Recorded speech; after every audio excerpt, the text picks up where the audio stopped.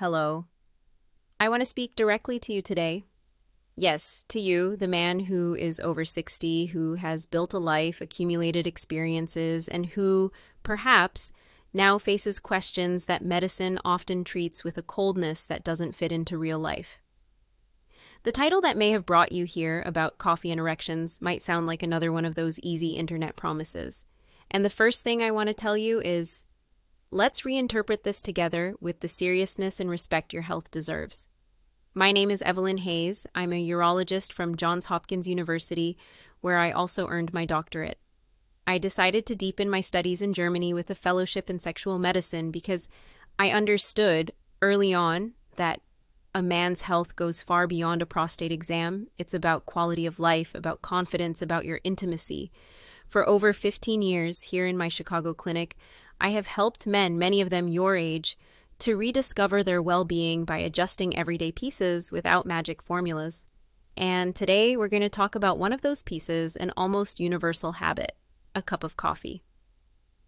The proposal isn't a liquid miracle, but rather an adjustment to how you consume something that is likely already part of your routine. The idea that the right way and the right time to drink your coffee can indeed support your vascular health is what we are going to explore. And vascular health, that network of rivers and tributaries running through your body, is one of the central pillars for firmer, more reliable erections, especially after a certain age.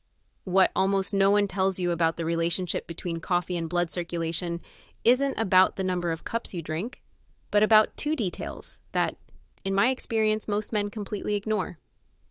The first is the importance of always drinking coffee. After a glass of room temperature water, the second is to wait some time, at least 60 minutes, after waking up to have your first cup. I know it sounds counterintuitive. For many, coffee is the first thing that touches their lips in the morning, the ritual that starts the engine. But think with me. You've spent, ideally, 7 to 8 hours sleeping without ingesting any liquid. Your body wakes up in a natural state of dehydration. Your blood, at this moment, tends to be a bit more viscous, a little thicker, so to speak. Throwing a potent diuretic like coffee into this system as the first liquid of the day can, in some men, create unnecessary stress on your vascular system, your kidneys, your adrenal glands. Instead of helping, you might be unknowingly forcing the machine right from the start. It's not your fault. No one explains this. It's a matter of physiology and habits we repeat without question. An erection is, in its essence, a hydraulic event. A blood flow event. If the overall hydraulic system isn't in the best condition, the final result can be compromised. Let's understand why this small change in habit can work. Imagine your arteries and veins are like garden hoses. Inside, they are lined with a very thin, intelligent layer of cells called the endothelium. I often tell my patients that the endothelium is the conductor of circulation. It's the one that decides whether the hose will relax to increase flow or constrict. To do this, it produces a small but powerful molecule, nitric oxide. Nitric oxide is the main responsible party for sending the relaxation message to the smooth muscle inside the penis, allowing blood to enter and fill the corpora cavernosa, as if filling two sponges, generating rigidity. Over the years, our endothelium's ability to produce nitric oxide can decrease.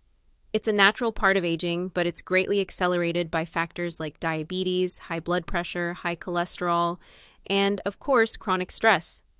Coffee, when consumed black without sugar, is rich in antioxidant and bioactive compounds that some evidence suggests may help protect the function of this endothelium. They seem to favor the availability of nitric oxide. Now, combine this information with the two details I mentioned. By hydrating first with a glass of water, you tend to improve the fluidity of your blood, decreasing its viscosity. You prepare the ground. Water is the gesture of kindness your body needs after the overnight fast. Then, by waiting 60 to 90 minutes, you allow the natural peak of cortisol, our awakening and stress hormone that occurs right when we wake up, to start to decrease. Drinking coffee, a stimulant, exactly at the peak of your natural internal stimulant, can create a cascade of stress and anxiety in some men, and we know that anxiety is a declared enemy of sexual performance. You modulate the stress response, and that in itself is a huge step. So how can we turn this theory into a daily practice, a habit that intelligently stacks onto others?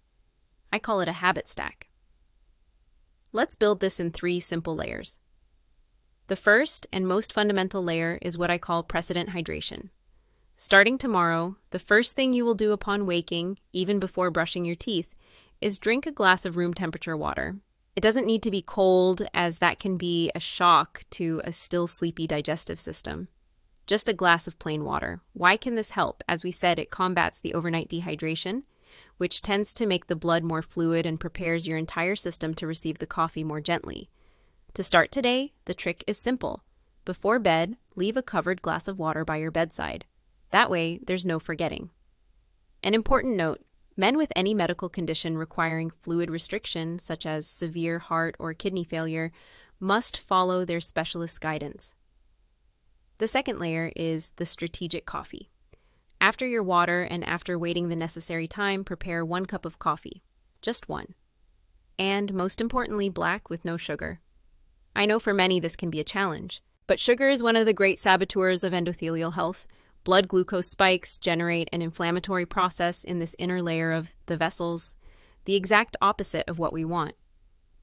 Sugar cancels out the potential benefit coffee could bring. If you find it impossible to drink it without sugar, start today by cutting the amount in half. Next week, reduce it a little more. An interesting alternative is to add a pinch of cinnamon, which not only adds a pleasant flavor, but also has properties that may help with blood sugar control. For those who feel coffee is harsh on their stomach, a tip is to look for lighter or medium roast coffees, which tend to be less acidic. Remember, consistency is more important than perfection. The third layer is the right timing. The habit is to drink this strategic coffee only 60 to 90 minutes after you've woken up. As I explained, this tends to avoid an overlap of stimulants that can cause agitation, palpitations, and anxiety in some men, feelings that are terrible for confidence and intimacy. What to do in that interval? Use that time for your hydration, perhaps to do some light stretching, read the newspaper, or simply organize your thoughts for the day ahead. You transform the wait into a moment of self-care. It's crucial that we understand the following. The proposal here is to reframe the idea of maximum strength that the title may have suggested.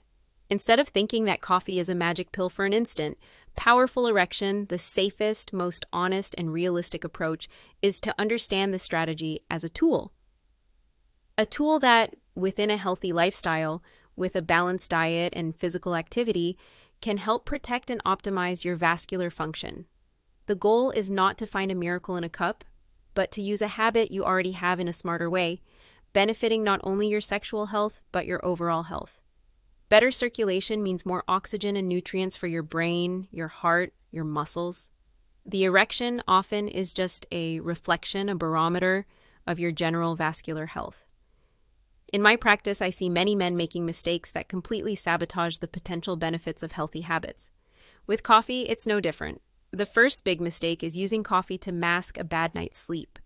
Quality sleep is fundamental for hormonal regulation, including testosterone, and for the recovery of the nervous system. Using coffee as a crutch to compensate for lack of rest only increases the body's overall stress, which in the long run worsens erectile function. Another common mistake is drinking coffee boiling hot. Besides the risk to the esophagus, extreme temperatures can be a stress on the system.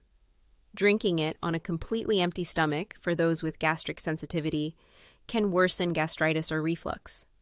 The use of artificial sweeteners also deserves attention.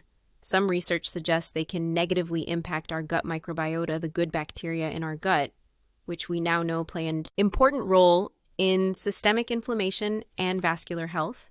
And perhaps the worst mistake of all is the habit of drinking several small cups throughout the day, all of them loaded with sugar.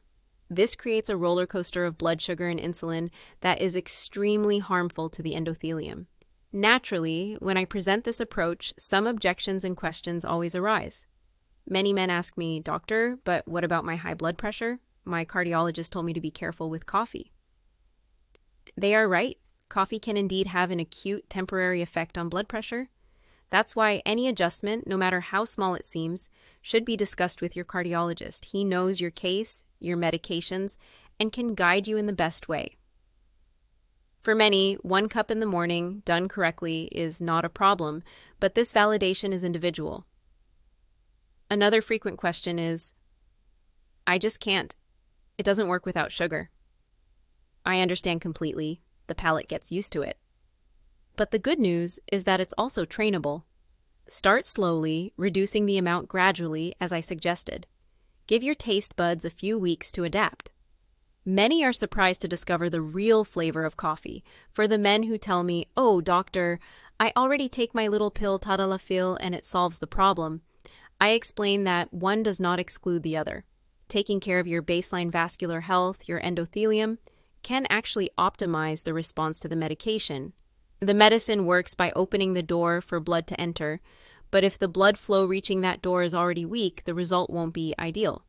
And if you're in the camp that simply doesn't like coffee, no problem. Green tea, especially high-quality green tea, can be an excellent alternative as it is also rich in compounds that have shown benefits for vascular function and endothelial health. Over the years, I've collected some stories that illustrate the impact of these small adjustments. I remember Mr. Robert, a 68-year-old engineer, very methodical, who described himself as addicted to coffee with sugar, drinking several cups throughout the day to stay focused. He was frustrated with the inconsistency of his erections. I proposed a challenge to him. He swapped his multiple cups for just one in the morning, following the water and waiting ritual, and he eliminated the sugar. At first, he found it difficult, but he persisted. After about a month, he returned to the clinic and reported not only feeling more stable energy throughout the day without the previous peaks and crashes, but also noticed a significant improvement in the quality of his morning erections, something he hadn't seen in years. Another case that stood out was George, a 72-year-old lawyer who suffered greatly from performance anxiety. The simple act of drinking coffee right after waking up would already get him worked up, and this agitation would carry over into moments of intimacy. By adopting the practice of delaying his coffee until after 9 in the morning, he noticed he felt much less agitated, more centered. This calmness, according to him, seemed to help enormously with his confidence and, consequently, his performance. These are just 2 examples, and the results are individual, but they show how the body can respond well when we provide the right conditions. It is my duty as a physician to be transparent about the limits of what we know. There are studies, primarily observational, that associate moderate coffee consumption, usually between 1 and 3 cups per day, with a lower risk of erectile dysfunction. The hypothesis is that this is due precisely to its protective action on vascular health. However, it is crucial to understand that association is not the same as cause and effect. We cannot state that coffee causes the improvement, only that there is a correlation in some population groups. The physiology of nitric oxide and the action of coffee's antioxidants on the endothelium are plausible mechanisms, but the truth is that results vary enormously from person to person, depending on their genetics, their overall health status, and all their other lifestyle habits. Therefore, view this content for what it is, educational, a new perspective for you to discuss with your doctor, and not as a substitute for a complete and individualized evaluation. Erectile dysfunction is multifactorial, and we need to investigate all the pieces of the puzzle. Before we conclude, and this is extremely important, I need to leave some very clear safety warnings. It is crucial, and I repeat, crucial, that men with pre-existing conditions such as cardiac arrhythmias, uncontrolled high blood pressure, severe gastritis, significant gastroesophageal reflux, or chronic insomnia speak openly with their specialists before making any changes to their coffee consumption. Safety always comes first. Furthermore, pay attention to your body's signals. If, after drinking coffee, even in the way I suggested, you feel strong palpitations, a disproportionate racing of the heart, chest pain, severe dizziness, or a feeling of faintness, stop consumption immediately and seek a medical evaluation. And finally, a crucial reminder, erectile dysfunction, especially if it appears suddenly, as if a switch had been flipped, always needs to be investigated by a professional. It can be the first sign of a more serious vascular problem like heart disease that has not yet manifested in another way. Do not ignore this sign. What did you think of our conversation? Did this approach to such a common habit make sense to you? I would very much like to know your opinion. If it made sense, comment below with the number 1. If it didn't, if you disagree or feel it doesn't apply to you, comment with the number 0. And if you can, tell me which city you're from. I like to know how far our conversation reaches. If you believe this video can help a friend, a brother, someone you care about, share it with them. Sometimes quality information and a new perspective can be the first step toward a great change. Remember, the goal is consistency, not intensity. It's about making small, sustainable improvements that, when added together, create more robust health and a life with more quality and dignity. Your body has an incredible memory, and often it just needs the right stimulus to remember how to respond. Take good care of yourself.